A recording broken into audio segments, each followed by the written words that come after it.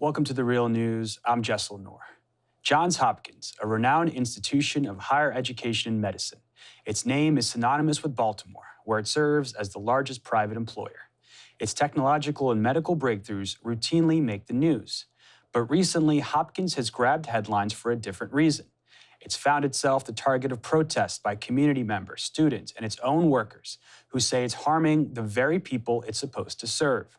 They point to Hopkins' own legacy in a city that remains haunted by inequality, racism, and segregation.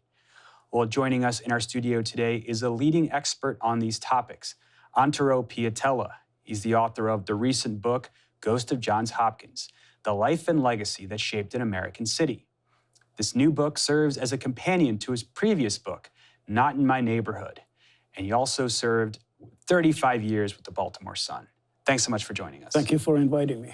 So let's start with who Johns Hopkins was and why he decided to fund a hospital and a university, which at the time his idea at the time, this was in the 19th century, was to create institutions that would serve everybody, including African Americans. And so talk about who he was and why he decided to do that. Well, Johns Hopkins was a direct descendant of William the Conqueror, the Duke from Normandy who overran England in 1066. And so his folks, they came from Wales in England, and there were two brothers who went to Rhode Island, and four other brothers, they came to the Baltimore area, and two of them then ended up in today's Crofton in Anne Arundel County, where they received several hundred acres of tobacco land from the King of England. So he was a notable person to begin with, came from notable family. Now, how did the university and the hospital come about? That's an interesting story, and since we don't have much material from Hopkins himself, we have to speculate. And my speculation is that the two reasons for all this bequest that was the largest given to American higher education in those days was due to two reasons. Number one was that early in life he had an ill-fated romance with his first cousin. And as a result, he was told not to marry the girl, and so he never married or had children. So at the end of his life, he had to do something with his money. Now, the second reason for this bequest, and I think that this was the determinant reason really, was that at the age of 37 in 1832, Johns Hopkins contracted cholera. So during that time, he was treated at home. He had a Midtown mansion here on Saratoga Street. He was treated at home, but he also became very conscious about what people of lesser means, particularly blacks, had to go through. And so as a result of this experience, then somewhat later when he made a career change and ended his own mercantile businesses to join the B&O Railroad Company, he was the largest individual stockholder there. He then also joined two hospital boards in Baltimore. One of them was today's Union Memorial Hospital, and the other one was a mental hospital that is now gone, that ultimately became the Spring Grove Hospital in Catonsville. Spring Grove in those days was located at the site that Hopkins then bought for his own hospital. And it was originally conceived as a hospital, the only hospital that would treat African Americans and whites in the city. And even the university and the medical school initially accepted African American students. But that changed, and you chart that history with the history of Baltimore and the segregation of Baltimore. You talk about that history and how the history of Hopkins was shaped by the city and vice versa. Now, Hopkins, as you said in your intro, is a lightning rod for all kinds of controversies. And those controversies, they started with Johns Hopkins, the philanthropist. When he announced in 1870 that his hospital would be treating indigents regardless of sex, color, or age, that was a revolutionary statement, particularly because there were no other hospitals that treated people of color. And when that announcement was made, his neighbors in East Baltimore, they revolted. They tried to stop the hospital from being created. They said that they were overwhelmed by hospitals. There were 4 hospitals in that area, including a predecessor of what today, that became today's Sinai Hospital. And they did not want any more hospitals, and they particularly said, a councilman, they did not particularly want a hospital that was treating colored people. And so he wasn't alive when these buildings were completed and the institutions began operation. And they initially took Black patients, and they accepted Black students. But talk about how when that changed, and why that was such a pivotal moment in Baltimore history. Well, the hospital accepted Black patients apparently on a basis somewhat equal with whites, except that then and the hospital was created only after Johns Hopkins had been dead for about 2 decades. And so by the time the Hopkins opened, it was not segregated, but segregation soon followed because Baltimore was in the midst of a major racial change. In 1899 was the turning point when Democrats came back to power in Baltimore under the slogan, "This is a white man's city." So all this was reflected in the admission policies of the hospital, which continued to treat Black patients, but now in separate wards. And there was a blood bank at Hopkins, and blood was separated according to the races. Now, the university story was totally different. The university was started as a German-type research university. And so there was in 1877, Kelly Miller was admitted as the first Black graduate student. But Hopkins University and hospital, they were both in terrible financial difficulties in those days. And the university doubled its tuition, and Kelly Miller no longer could afford it. And so he went to Howard, and from that point on, no further African Americans were admitted to Hopkins until after World War II. We're talking decades later. Yes, decades. And so in your book, you do an incredible job of detailing how the leadership of Hopkins, this elite group of people that controlled Hopkins, also played critical roles in Baltimore City, in its leadership as well. Yes. Talk about how Hopkins, you talked about how it was bankrupt at one time, how it grew in prominence, and who some of these key figures were in shaping its history and its rise. Well, the first, both the university and the hospital, they were governed by separate boards with lots of overlap. And the initial board members were nominated by Hopkins himself. And then afterwards, the connection to Hopkins and his thinking disappeared. And so what we have, there are 2 interesting developments in the history of the Hopkins complex. And one of them is that Hopkins president and head of the university trustees, they played a major role in fostering residential segregation in Baltimore. The other interesting thing is that Hopkins, at the time when many of the Ivy League colleges had anti-Semitic admission policies, Hopkins refrained from that type of bigotry. But Hopkins then started screening Jews out of the admission after World War II, during the war and after World War II. Mm. And you write a lot about where Hopkins is located in relation to the city.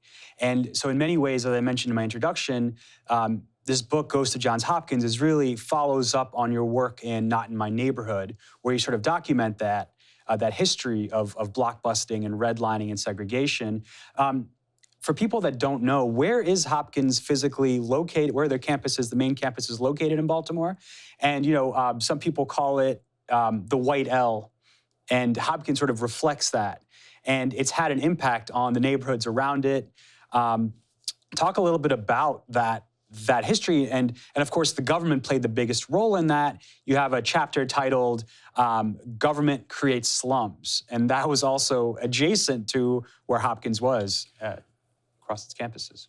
Hopkins is an interesting story in the sense that what I do in my book, I go through the ethnic rotations in those neighborhoods, and the pattern was the area around Hopkins initially was largely German. Then it became Irish. Then it became largely Jewish. And then African Americans, for various reasons, began moving to that area. Now today there is lots of controversy about Hopkins and its remaking of that neighborhood, which is seen as gentrification. And this is East Baltimore. This is in East Baltimore. And my point in the book is that gentrification really, in terms of Hopkins, is largely a misnomer, because those neighborhoods before the urban changes and racial changes reached the hospital area, those neighborhoods, they were not poor by any means. So what I see happening in East Baltimore today, instead of gentrification, really is regentrification, trying to recreate neighborhoods that are financially solvent and can sustain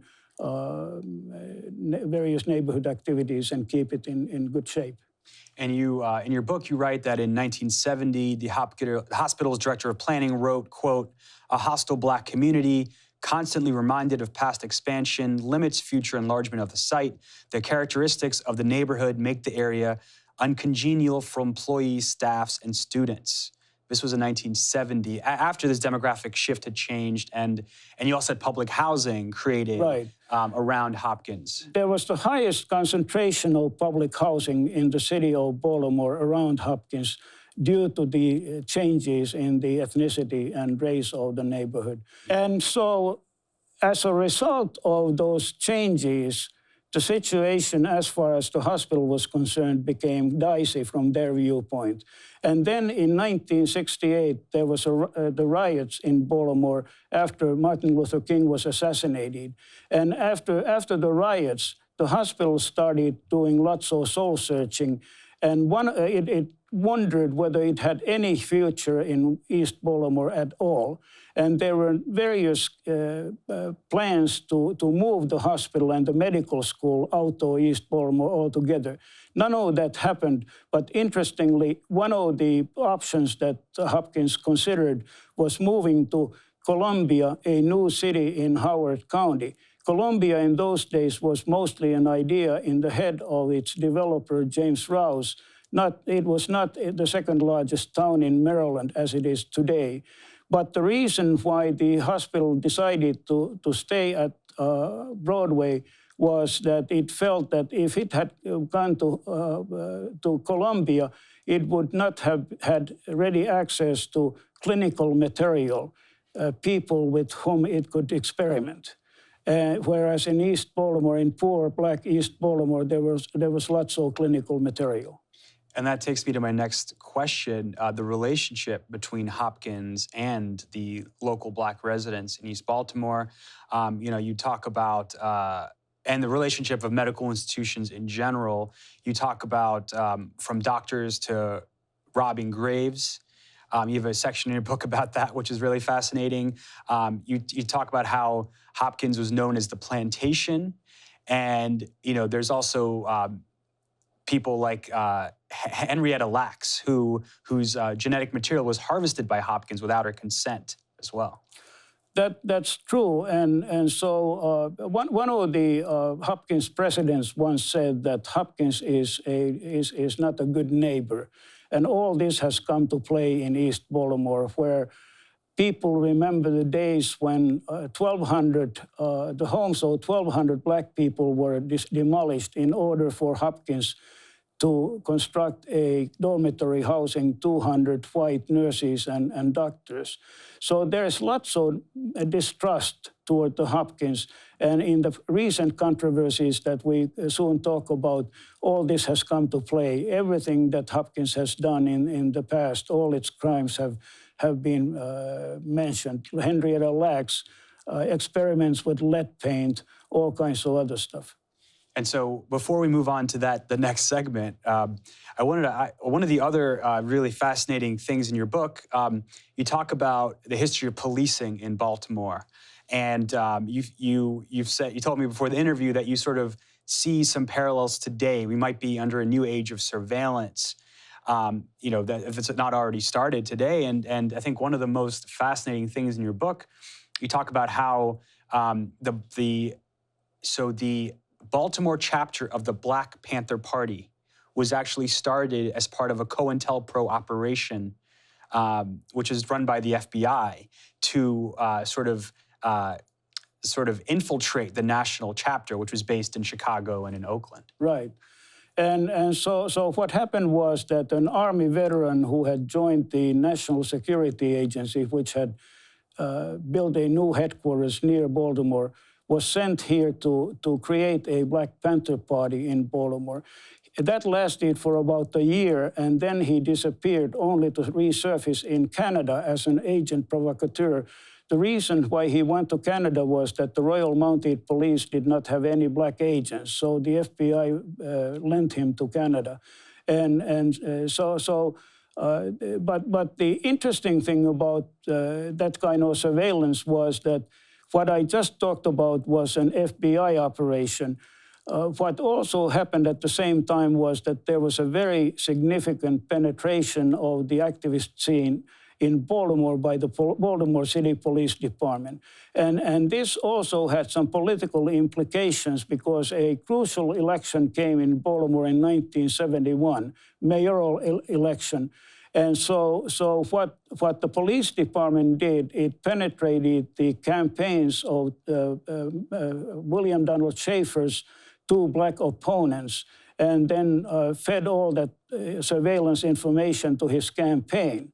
And at the same time, the police department also had under surveillance many of the aspiring Black office seekers, including Joseph Howard, who became the first Black criminal justice judge, Perrin Mitchell, the first congressman, and Milton Allen, the first big city prosecutor in any of the American cities. And as you also write in your book, Schaefer had a huge impact on the city and development and how the city is run as well.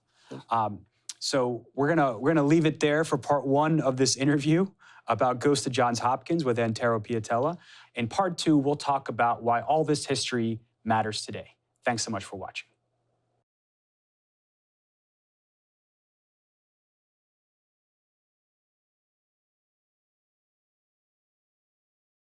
The guy that actually founds the Panther Baltimore chapter is a member of the National Security Agency.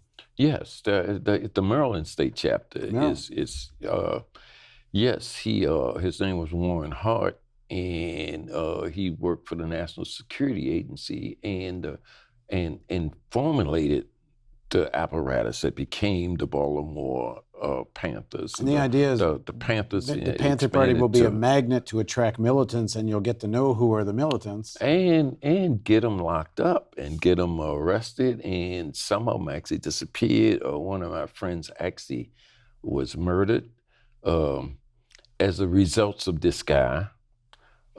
He sent him out on a mission that was unauthorized and illegal, and he got an entanglement with the police and ended up getting killed. I actually investigated that. That's really what triggered my investigation of him, because him being Hart, him being the captain at the time, right? Because it didn't make any sense what had happened at the time. All the newspapers were on strike in Baltimore, and so I went up actually and knocked on the doors and questioned people and did interviews and whatnot, and discovered that it was just the way this guy got killed. It didn't make any sense at all. And then eventually I went and questioned why he was in that area and what was he doing and who had sent him. And all the information led back to this captain. And then I started investigating the captain and determined that he wasn't who he said he was, because he didn't even live where he said he was living. He didn't work where he was supposed to be working. But at that point, I realized that I was dealing with somebody that was connected and had some kind of police cover. So I actually reported to California, and they sent an investigation team down from like New York. And during the process of investigating, he fled. He fled Maryland, he fled the country.